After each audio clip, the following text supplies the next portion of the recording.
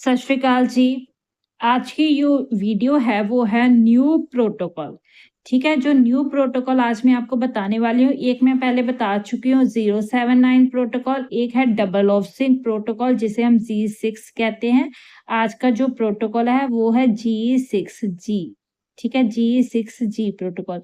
ये double option के मुकाबले थोड़ा छोटा प्रोटोकॉल है, पर प्रोटोकॉल लगाने से पहले आप किसी अच्छे डॉक्टर से अपनी गाय की, या अगर आपने हीफर को लगाना है तो उसकी आप यूट्रस जरूर चेक करा लीजिएगा।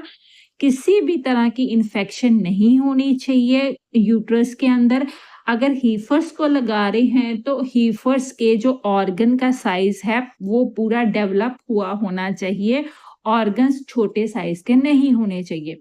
ठीक है, तभी आपको प्रोटोकॉल्स के पूरे असर मिलेंगे। उनकी डाइट प्रॉपर होनी चाहिए, डीवर्मिंग हुई होनी चाहिए, तभी आप ऐसे जो प्रोटोकॉल्स लगाते हैं उनका जो असर है आपको अपनी एनिमल्स के ऊपर देखने को मिलता है। तो फिर अगर आपको ये प्रोटोकॉल देखिए, हमने कोशिश की है कि बहुत सारे प्रोटोकॉल्स ऐसे हैं जिनमें मॉडिफिकेशंस हो सकती हैं। ये प्रोटोकॉल ऐसा है जिसमें G6 में जो मॉडिफिकेशन है वो करके आपको टाइम कम में आप इस प्रोटोकॉल को पूरा कर सकते हैं। ठीक है, कोशिश यही होनी चाहिए कि इस टाइम के ऊपर आप ये ऐसा करें कि गर्मी आने से पहले पहले अगले महीने आप अपनी गायों को कम से कम एक बार आप उनको एआई ज़रूर कर लीजिएगा, क्योंकि हो सकता है ऐसी बहुत सारी गायें हो सकती हैं जो दोबारा रिपीट कर जाए, तो आपके पास थोड़ा बहुत समय बचेगा गर्मी से पहले-पहले अपनी गाय को कंसीव कराने का। ठीक, इन सारी बातों को आप ध्यान में ज़रूर रखिएगा। देखिए, अगर गायें पूरी हेल्दी होगी, सब कुछ ठीक होगा, तभी किसी प्रोटोकॉल का जो असर है वो आपको देखने को मिलेगा। न्यूट्रिशनल डेफिशिएंसीज़ आप उसमें पूरी कर लीजिएगा। ठीक? चलिए फिर शुरू करते हैं। देखिए, मैं आपके सिंप्लीफाई के लिए सिंपल सी तरीकों से आप जैसे हम शुरू करते हैं। ठीक, जैसे 3 फरवरी 2025। ठीक, इसको हम ये हमारा पहला ही इस दिन से मान लीजिए हमने अपना प्रोटोकॉल जो स्टार्ट किया है। अभी जो प्रोटोकॉल है उन सब का जो मैं इंजेक्शन का टाइम है वो शाम को मान लीजिए हम 8 बजे लगाते हैं। शाम को 8 बजे जितने टीके मैं बता रही हूँ सारे शाम को लगेंगे। हम 8 बजे लगाते हैं, आप अपने टाइम के अकॉर्डिंग इसको डिसाइड कर लेना। 3 फरवरी को हमने लगाना है उसको वेट वेट। बहुत सारे एनिमल्स ऐसे होंगे जो ये वाला टीका लगने के बाद हीट में आ जाएंगे। अगर आपके जानवर इस वेटमेट लगने के बाद हीट में आ जाते हैं तो आप उनके स्टैंडिंग हीट के अकॉर्डिंगली उनको ईआई करा देना, और ये प्रोटोकॉल जो है वो इसी स्टेप के ऊपर खत्म हो जाएगा। ये प्रोटोकॉल जो है वो आगे नहीं जाएगा। ठीक है जी, इतनी बात आपको समझ में आ गई होगी। आप अपनी जान यहीं पे छुड़ा सकते हैं। अच्छा होगा कि जो बहुत सारे एनिमल्स हैं वो इसी वेटमेट लगने के बाद जो है हीट में आ जाए।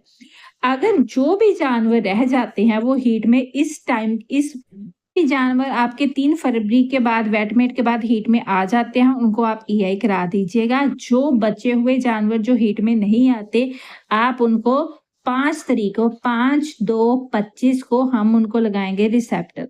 याद रखिएगा, ये सारे टीके हम शाम को 8 बजे लगा रहे हैं। हम रिसेप्टर का इस्तेमाल करते हैं। इसमें जो सॉल्ट होता है वो बुसरलिन एसीटेट होता है।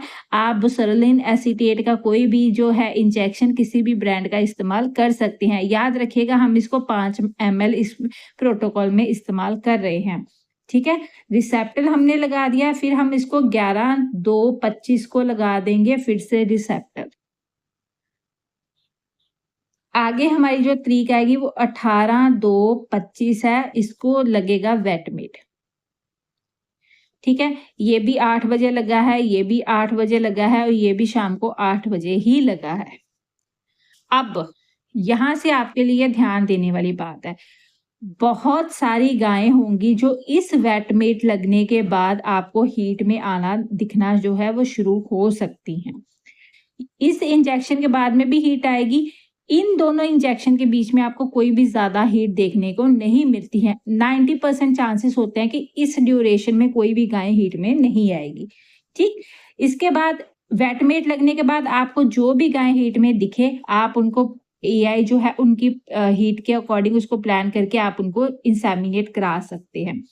अगर जो नहीं आती उनको आप 19-2-25 को आप लगाएँगे वेटमेट फिर से।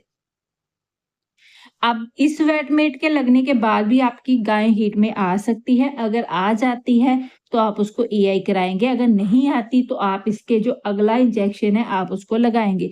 20 तारीख को हम कुछ नहीं लगाएँगे, सीधा हम 21 तारीख को लगाएँगे रिसेप्टल का इंजेक्शन। ये जो इंजेक्शन है ये सुबह लगेगा, जैसे हम सुबह लगाते हैं 6 बजे, ठीक है?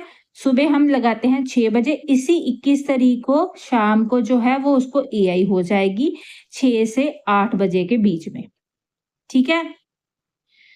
अब समझ लीजिए 18 तारीख के बाद ये जो टाइम पीरियड है किसी में भी आपकी गाय जो है वो हीट में आ सकती है।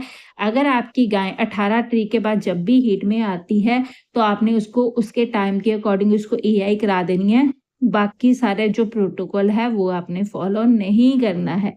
अगर 21 तारीख तक आपको कोई भी आपकी जो गाय ऐसी है जो हीट के साइन शो नहीं कर रही है, तब भी आपने उसको 21 तारीख को शाम को आपने एआई करा ही देनी है।